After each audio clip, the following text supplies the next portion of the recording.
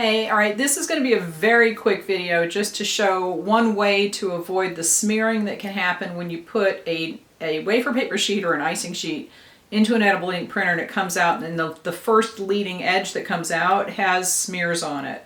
And that can happen sometimes when there's a lot of heavy ink or just for whatever reason if the rollers are dirty. If you've gone in and cleaned the whole thing out, if you've cleaned the bottom of the printer head, if you've cleaned everything and it still happens, there's sometimes the colors that you're printing, if it's really saturated, it will just smear and there's nothing you can really do. If you can't cut off that first edge, and that's usually what I do, I just trim them off. But if you have a specific photo that you need to fit on the sheet and you don't have anything that you can trim off, one thing you can do is just kind of trick the printer into thinking that it's printing a legal size document as opposed to a letter size document. And the question was about an icing sheet. So I will use an icing sheet to demonstrate this. This is an icing sheet. Now the icing sheet, it says that the printable image is 8.5 right here by 11. This little piece of backing paper is this, the backing plastic that comes on it, has a 1/2 inch edge. So it's really 8.5 by about 10.5.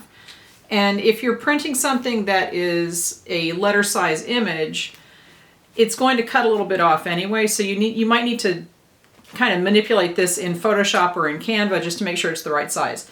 But if you're going to do this doesn't work all the time, but it's something that you can try, and it will probably save you a lot of money if you can do this, and it keeps it from smearing. So what you want to do, first of all, this edge without the little backing strip, here's the edge with the backing strip. You want the edge that is flush with the icing sheet to be the first one that goes into the printer, okay?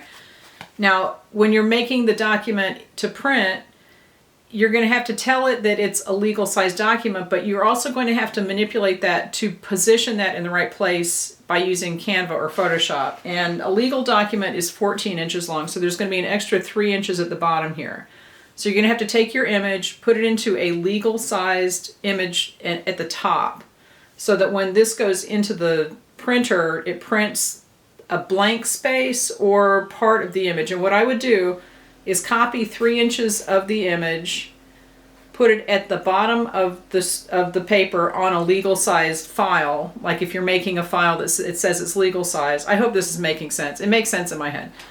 So you've got the image, you've got the legal sized file, you put the image at the top and then duplicate this at the bottom so that the printer is actually printing something. You don't want to feed this in and not have the printer print anything because you want it to do all the smearing at the bottom. And what you're going to do is take an additional piece of icing sheet, preferably just so that it's printing on the same material, or just a regular piece of paper, attach it to the bottom of the icing sheet like this and just tape it on the back. Just take some tape and tape it. Feed this into the printer, and if you've designed the file so that there is something to print, it will start printing here and it will smear everything here if it's going to do the smearing, and then by the time it gets up to where you have the icing sheet, it will have been done smearing and it will print your image right.